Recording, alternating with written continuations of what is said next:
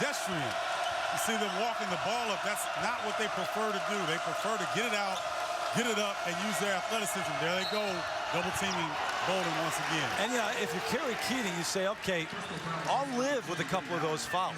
With the aggressive defense, yeah, I know he's 30 feet from the basket, but has really turned Gonzaga over. And it's frustrated Matt Bolden. Usually you don't see a lot of facial expression from Matt. He's showing a little bit of disgust. He's talking to the officials about being held and saying thank you for finally calling the foul.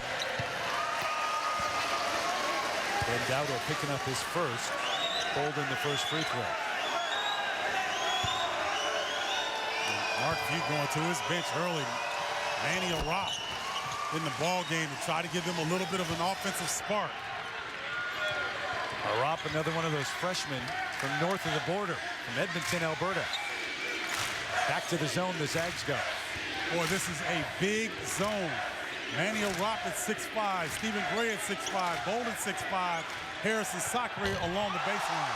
Raymond Cowles shooting right over that big zone from the deep corner, and it's a 10-point lead. Raymond Cowles, high school teammate of Blake Hoffarber and Royce White of Minnesota. Looking a little bit like Hoffarber right there. Won a state championship, right? That's right. Robert Sacre, the easy one in the lane, using that size. You're right about the Zags, though, not only the zone. I mean, they come on the floor, and they are impressive. It is a tall, big team. Taken away by Bolden. One-on-one with Harrison. The foul, and it's a hard one. Nee Harrison picking up his second. Boy, Bolden looking like Brett Favre getting up from that one. Mean collision at the hole.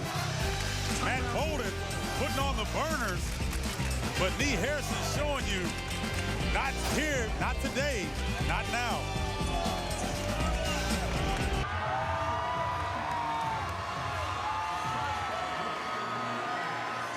Well, thank you. Interstate rivalry there. Here's Santa Clara up 31-23, but another intrastate rivalry coming your way. Rock Chalk, Jayhawk, and all that good news. Kansas taking on Kansas State. Saturday primetime presented by DirecTV. All part of ESPNU Campus Connection Week on ESPN. That would be a great basketball game. Bramlage, Coliseum, that place goes nuts. The Little Apple, Manhattan, Kansas will be rocking. Especially for that one. I mean, yeah, and the students named it, they gave it a nickname, Tower of Doom or something like that. It's like, really? Works for them. I guess. Bolden the free throw. And it's a 7-point game. This one shocking to you so far? It is in the way that Gonzaga's been a little frustrated on the offensive end. They've only got one 20-plus turnover game on the season. That was against Illinois. They're on pace for that right now with 10 first-half turnovers. At Bolden with 9 points in the game. And the Zags, again, back to that zone. And not only is it big underneath, it's big out front, too. Well, that's allowing Matt Bolden and Stephen Gray to get into the passing lanes. Dowdle presses the issue, and another foul on the Zags. So Ben will go to the free throw line. Bolden picking up his first. Santa Clara does a really good job of getting to the free throw line as a team. Very aggressive. Don't settle for too many threes, Terry. They really put their head down and get to the bucket. And they don't shoot the three very well as a team, only 29%. So they elect to put their head down and get in the paint area. An issue, I believe, with the clock. The officials talking it over. A lot of swagger. That was back in 2007. They had won 50 in a row. Remember, they moved from the old kennel to the new, and in comes Santa Clara. Shot lights out, 53% overall. They were 25 of 29 from the free throw line in that game. Last win for Santa Clara in this series, and the first loss for the Zags in 39 outings in the McCarthy Athletic Center. 84-73 the final in that one. And anytime you go at 3 minutes 19 seconds. Dowdle at the line. think that Santa Clara came in with some confidence after beating San Francisco. How about the confidence that they're going to have in the locker room at halftime? Well, it's continuing to build, and Coach Keating was very pleased with the way his team came together down the stretch in their last game. And we talked to Kevin Foster, who's probably their best player, who's been out most of the year with a broken foot. And he's saying these guys are still learning who to go to down the stretch. Robert Smith, the freshman point guard, is really starting to come into his own. Backdoor cut and one. Bolden with the dunk from Harris. Matt Bolden in double figures with 11. Well, Matt Bolden usually has the ball in his hands, but showing you his ability to free himself off ball. Beautiful backdoor cut. Troy Payne picking up his first and the 9th team foul on Santa Clara. So then the double bonus the rest of the way, and the three-point play good from Bolden. That's a big one. I mean, to cut the lead now with just over 3 minutes left. And a 5-point game. Here comes the pressure off the made free throw, too. We want to do a little bit of token. 2-2-1. Take a little bit of time off the shot clock. Trasolini, Sacre changed the shot and blocked it.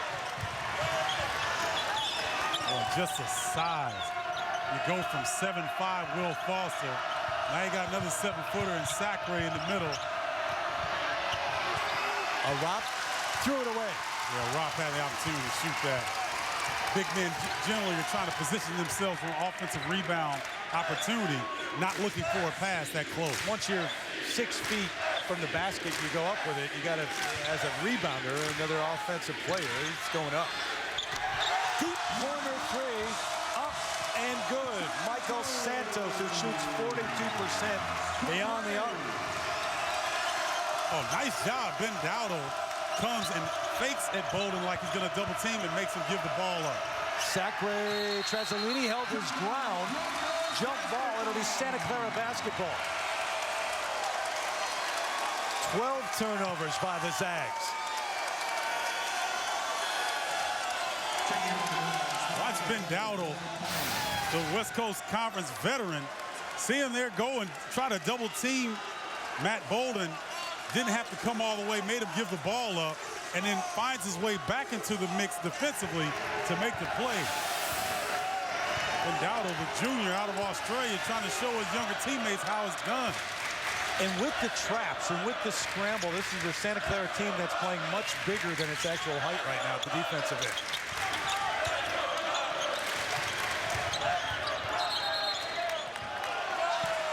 Smith turned it over. Carried it. That's the 5th turnover by the Broncos. Boy, it just kills you, Terry, when you're trying to pull off an upset like this and you're trying to tell young players every possession counts. So you go down and you make a turnover. If the Zags come back and hit a 3, that's a 5-point swing. You're right. 21 straight Gonzaga has won in the West Coast Conference. That title game back in 2008, last time they've lost. There's the trap on Bolden. But good recovery, good movement defensively. Made it tough on Harris. Got it back though, and Elias up off the glass and in. Well, Kerry Keating over there hollering at his team. I'm not sure many people in college basketball can stop Harris when he's that close. Double dribble as Payne lost control down on the block. Elias Harris gets it one-on-one, Terry. Nobody in this conference is going to be able to keep him away from either scoring or getting fouled or both when he's that close. In fact, it was pretty good defense initially. It was. Mark Trasolini made it tough on him without fouling. Straight up man-to-man this time. Gray behind the screen. That's a 3-pointer. Quick timeout taken by Santa Clara. So the Zags fighting back, under a minute to go here at the first half. And the Broncos still with a 3-point lead. But, playing some